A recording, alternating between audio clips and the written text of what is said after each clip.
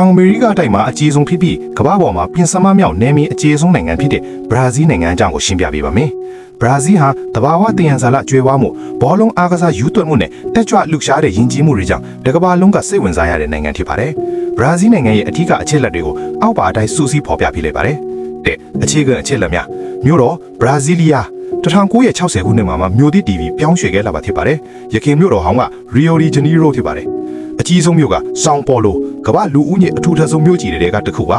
ဘာသာစကားပေါ်တူဂီအမေရိကတိုက်မှာပေါ်တူဂီစကားပြောတဲ့တစ်ခုတည်းသောနိုင်ငံဖြစ်ပါတယ်ငွေကြီး Real BRL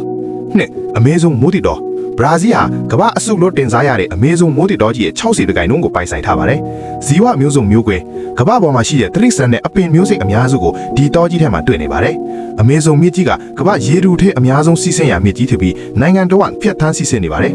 ၃ဘောလုံးနဲ့အားကစားဘရာဇီးမှာဘောလုံးဟာအားကစားတစ်ခုတည်းမကဘဲဘာသာရေးတစ်ခုလို့ကိုယူသွက်ကြတာဖြစ်ပါတယ်။ကမ္ဘာဖလားဘရာဇီးလက်ရွေးစင်အသင်းဟာကမ္ဘာဖလားကို9ချိန်တိုင်ပိုဆွဲထားပြီးစံချိန်အသင်းတိုင်းဆုံးအသင်းဖြစ်ပါတယ်။ကြော်ကြားသူများပီလီရိုနယ်ဒိုရိုနယ်ဒီညိုနဲ့နေမာတို့လိုကမ္ဘာကျော်ဘောလုံးသမားများစွာထွက်ရှိရာနိုင်ငံပါ။၄ယဉ်ကျေးမှုနဲ့ပွဲစုံများရီယိုကာနီဗယ်ရီယိုဒီဂျနီရိုမြို့မှာနှစ်စဉ်ကျင်းပတဲ့ကာနီဗယ်ပွဲစုံဟာကမ္ဘာအကြီးဆုံးလမ်းပေါ်ပွဲစုံကြီးဖြစ်ပါတယ်။စမ်ဘာဂီတာကပဲတွေနဲ့အလွန်တက်ကြွလှုပ်ရှားပါတယ်။ခရစ်တော်ပုံတော်ရီယိုဒီဂျနီရိုမြို့မှာတောင်ထိပ်ပေါ်မှာရှိတဲ့လက်နှစ်ဖက်စံတန်းထားတဲ့အေးယာမှာခရစ်တော်ပုံတော်ကြီးဟာကမ္ဘာအံဝဲ9ပါးတဲ့ကတစ်ခုဖြစ်သတ်မှတ်ခံထားရပါတယ်။စီဝါဟီကော်ဖီဘရာဇီးဟာကမ္ဘာပေါ်မှာကော်ဖီအများဆုံးထွက်ရှိရနိုင်တဲ့အဖြစ်နှစ်ပေါင်းနင်းမြတ်150ကြာနှစ်တည်နေပါတယ်။တယံဇာထတန်တက်ထူရေနယ်နဲ့ပဲဖို့စိုက်ပျိုးရေးလုပ်ငန်းတွေမှာလည်းကမ္ဘာထိပ်တန်းကပါဝင်ပါတယ်။စိတ်ဝင်စားစရာအချက်လက်တို့များအလ